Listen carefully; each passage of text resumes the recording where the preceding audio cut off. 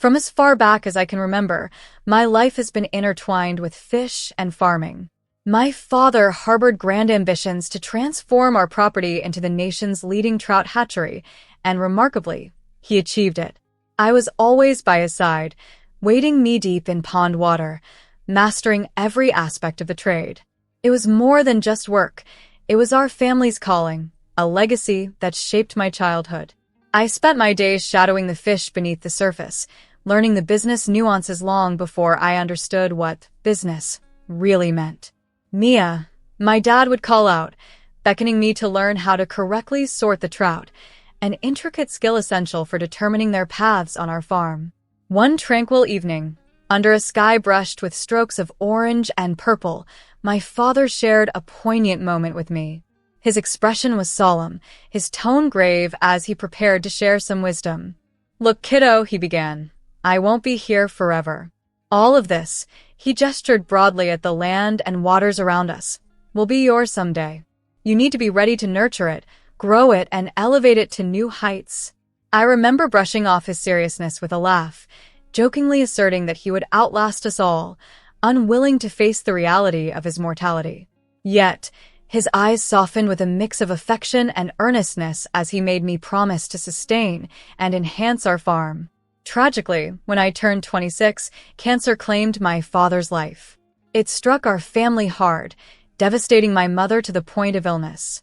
Suddenly, I found myself at the helm of our operations, tasked with fulfilling my father's expansive dreams, which included diversifying into ornamental fish and even introducing livestock, given the expanse of our land. However, with my mother's health declining and the farm demanding constant attention, my personal aspirations had to be momentarily shelved. I employed a few extra hands to manage the more strenuous tasks, as running a fish farm is no small feat. It involves endless cycles of feeding, cleaning, and maintenance. But the responsibility was immense, and often, late at night, I would sit by the pond, lost in thought about my father. He had envisioned this life for me, and despite the challenges of facing it alone, I could almost hear him encouraging me, "You got this, girl." Those moments of solitude and reflection were brief, though, as there was always more to be done. Overseeing workers, purchasing fish food, cleaning tanks, and caring for my ailing mother. Despite the hardships, I remained resolute. My father had built something extraordinary, and I was determined not to let it falter on my watch. "We're doing this, Dad," I'd whisper into the night, committing myself to uphold his legacy. Life on the farm meant foregoing the glamour for practicality, preferring the fresh scent of dawn and muddy boots over any fancy attire. Yet, when an invitation to a charity dinner arrived, something within me stirred.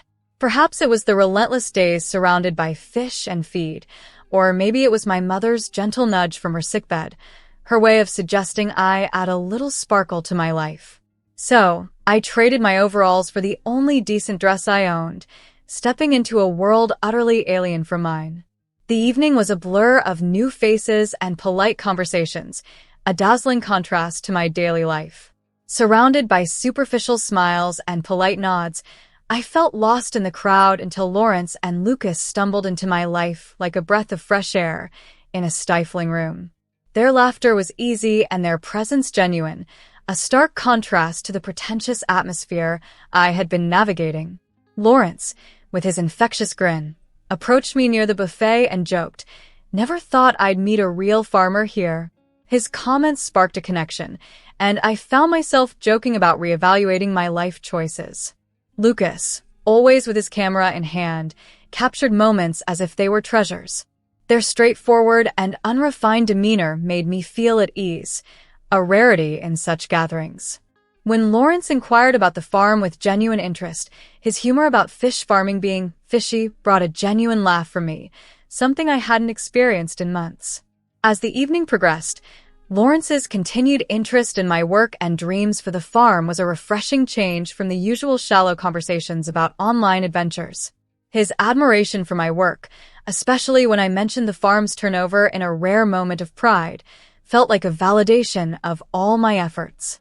When he expressed interest in visiting the farm, I was surprised by my eagerness to show him my world. Walking through the hatcheries, their laughter, and Lawrence's excitement over every little detail of fish breeding was like a seal of approval for my life's work. As we watched the sunset over the pond, Lawrence's touch and warm voice sparked something new in me, something thrilling.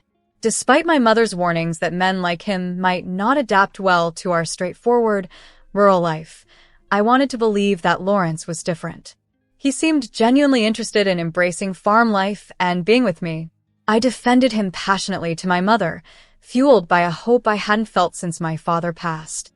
Our wedding was a simple yet profound celebration of love, set against the backdrop of our farm. Lucas documented every moment, capturing the joy of our union.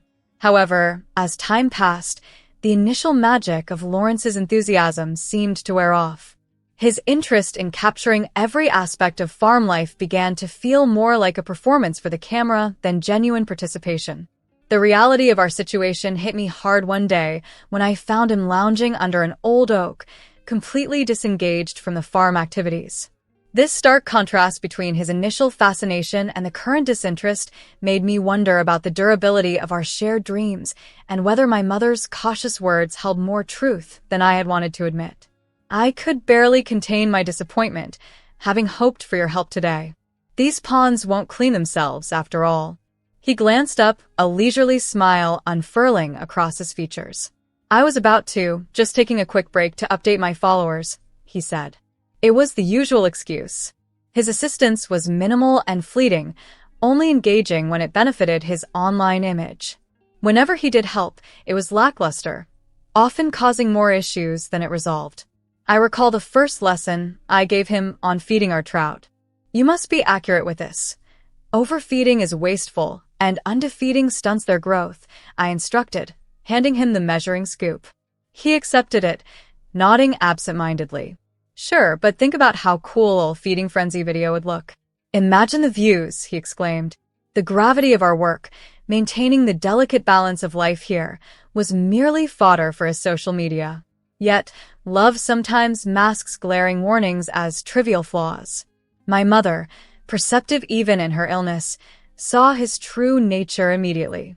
One night, as I sat beside her, she clasped my hand with surprising strength. That boy isn't here for you or the farm, she observed. I wanted to refute her words, to defend him, but I remained silent, the truth too painful to admit. Following another disappointing day of broken promises and him glued to his phone, my patience wore thin. Lawrence, I really need your genuine assistance, not just for appearances, I implored, frustration evident in my tone as I wiped away sweat. The farm demanded real effort, not just superficial involvement. He paused, his expression briefly sincere. I know I've been distant with the farm work, he admitted. Then, glancing at his brother by the barn, he offered, what if I manage the finances instead? His brother gave a subtle nod, and a silent exchange passed between them, leaving me out. Despite my reservations, the idea of lightening my load was appealing. Are you sure you can handle that? I asked, doubtful. Managing our finances was crucial, not a task for the careless. Absolutely, trust me, Lawrence asserted, though his assurance didn't quite reach his eyes. His brother interjected, Lawrence is good with numbers. You won't regret it. Perhaps it was my weariness or the remnants of faith in the man I married, but I conceded. Okay, you're in charge of the finances, but understand, we can't afford any mistakes, I said firmly. He nodded, too eagerly. You've got it. I'll handle everything. You won't have to worry. 7 months into our marriage, Lawrence faced challenges as his vlogging popularity waned. As the money dwindled, one evening he abruptly announced, Babe, I need to go to the city to sort some things out with my brother. The channel's not doing well. He didn't even glance up from his phone. I was in the middle of chopping vegetables for dinner, and I stopped, knife hovering in the air. And what about the farm? What about us? My voice was steady, but inside, a tempest was brewing. He was packing his camera equipment with more diligence than he had ever shown our shared life. It's just for a bit. You can manage things here, right? I nodded, lips pressed tightly together. I knew I could handle the farm, I always had. But as he walked out the door, A chill of loneliness wrapped around me, stark and severe. Not 3 weeks later, my mother's health plummeted. She had been my pillar, and now she was fading fast. After she passed away, I was shattered. I dialed Lawrence, seeking even the smallest comfort. "Lawrence, Mom's gone. I need you," I sobbed into the phone. There was a brief silence before he replied, "Babe, I'm swamped. The city's alive, and we're on to something big. I can't just leave." His words struck me harshly, too preoccupied to attend to his own wife's sorrow. I ended the call, the phone slipping from my numb hand. For long months later, Lawrence finally returned. He strutted onto the farm as if his absence had been nothing, as if he hadn't left me alone when I needed him the most. "Look at this place. But hey, I've got news." He beamed as I fed the fish, hands grimy. "News?" I repeated, dread settling in. "Yeah, found a new feed supplier. It's cheaper and the fish grow faster. We're going to save a lot," he explained, his eyes brightening with what seemed like a spark of responsibility. I stood up, wiping my hands on my apron. "We don't use chemicals, Lawrence. You know that. Our reputation hinges on natural, quality growth." He dismissed my concerns with a wave of his hand, his excitement undiminished. "It's just business, babe. We need to think about profits.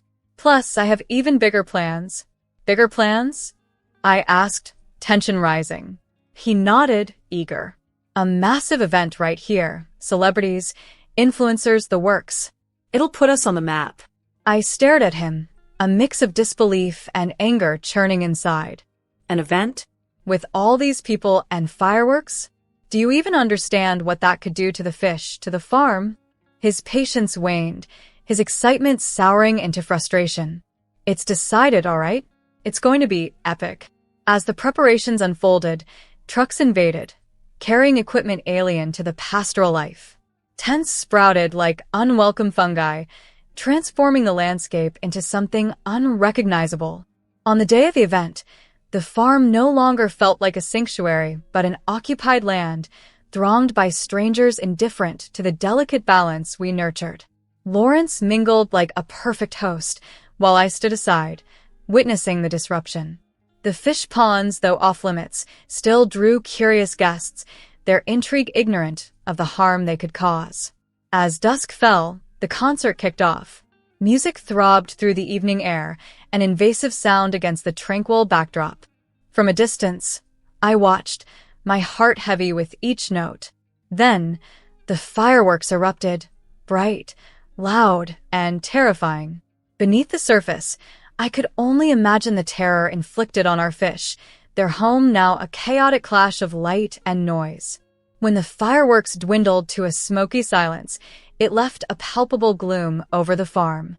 I began cleaning up the mess left by the guests, the weight of the day's events pressing coldly against my resolve. When I overheard Lawrence and his brother, they were hidden in the shadows, their voices low but brimming with excitement. "That was epic, man. Did you see the views rolling in? Our channel's going to explode after this." Lawrence's voice held a note of triumph that sent shivers down my spine. His brother's laugh was oily and disdainful. "Yeah, those clowns eat it right up. Fools, all of them, easy as pie." I edged closer, shrouded by the dark, my heart thumping wildly. This was the man I had married, speaking with such cold, calculated disregard for his followers. Their talk then shifted in a chilling direction. "So, about the farm," his brother murmured, his tone barely a whisper. "You think she'll fall for it?" Lawrence's reply was a scoff, dripping with scorn. "Of course she will. She's clueless, a complete fool. Just a bit of charm and she'll sign whatever I put in front of her. Might not even have to forge anything." Their quiet, conspiratorial laughter broke something inside me. The warnings from my mother, the doubts I had suppressed, they all crashed over me in that instant. The next evening at dinner, I faced them, Lawrence with his deceivingly warm smile and his brother, the quiet conspirator. They exchanged fleeting glances, underestimating my awareness. "Dinner's great, isn't it? Hope the farm's growing on you, Lawrence," I said, my voice a calm veneer over my seething thoughts. "Oh, it is. It's fantastic here, Mia. "We're going to do great things," he replied, reaching for my hand. His touch, once comforting, now repulsed me like a serpent's coil. His brother chimed in, "Yeah, we've got big plans. This place has so much potential." I gently withdrew my hand, still smiling. "I'm glad to hear it. I've got some plans of my own, for the farm." They paused, unease flickering across their faces. "Oh, like what?" Lawrence asked, his tone edged with caution. "Just some ideas I've been toying with." "You'll see," I replied, keeping my tone light and airy as if I hadn't just uncovered their betrayal. After the chaos of the event settled, I knew drastic steps were needed. My first stop was the family lawyer, Mr. Bobby, in his office which smelled of leather and old books, a comfort amid the turmoil. "Mr. Bobby, I need to lock down the farm's finances. Lawrence can't have access anymore," I stated plainly. He looked up, surprise etching his features before nodding. "That's serious, Mia? All right, let's get the paperwork started." Then I did something I never imagined I would. I hired a private investigator named Ethan, known for his thoroughness. A week later, he laid out the grim reality. Lawrence and his brother had been siphoning money from the farm, funding their schemes, and lining their pockets. My heart sank, fury and self-reproach swirling within me. Armed with the evidence, I marched to the police station. Handing over the documents, I felt a mix of relief and dread. "They've been stealing from the farm," I told the officer, my voice steady despite the storm raging inside. When the police picked up Lawrence and his brother, Lawrence dared to call me. "Mia, you gotta bail us out," he pleaded. The nerve of his request only fueled my resolve. This was the end of overlooking his misdeeds, the end of his deception. After a misunderstanding, he called me, his voice desperate on the phone. I couldn't help but laugh at his use of the word misunderstanding. It was clear what had happened. "Enjoy your stay," I replied and ended the call with a definitive click. A sense of relief washed over me, yet I knew there was still much to address. Determined to expose the whole debacle, I decided to turn the situation into a public spectacle.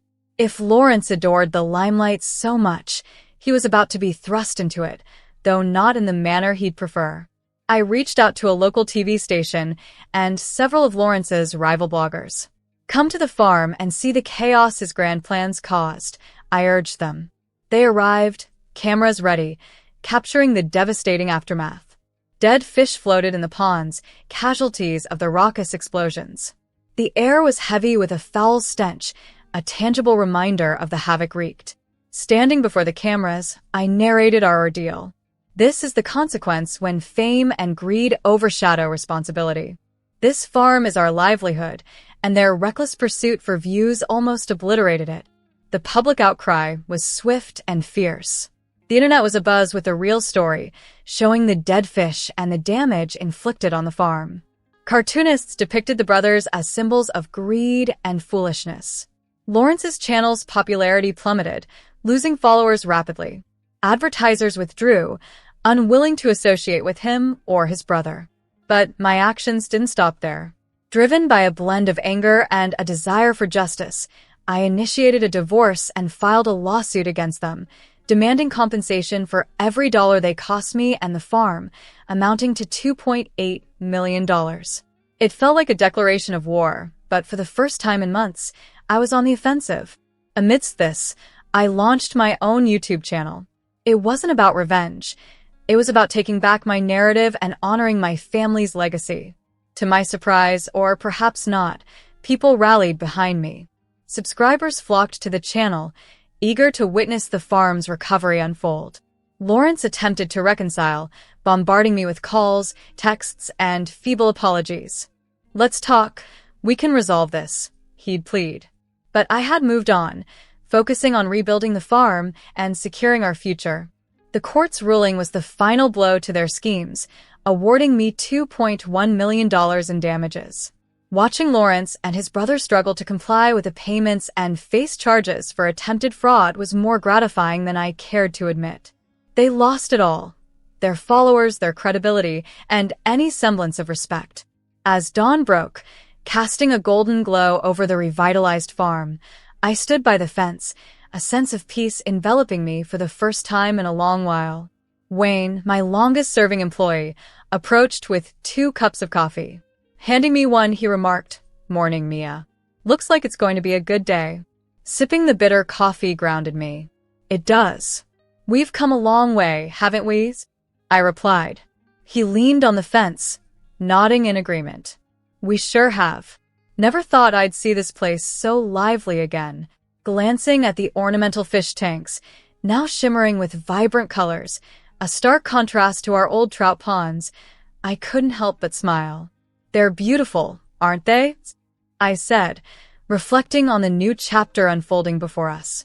Wayne and I stood by the shimmering fish tanks, admiring the vibrant scene.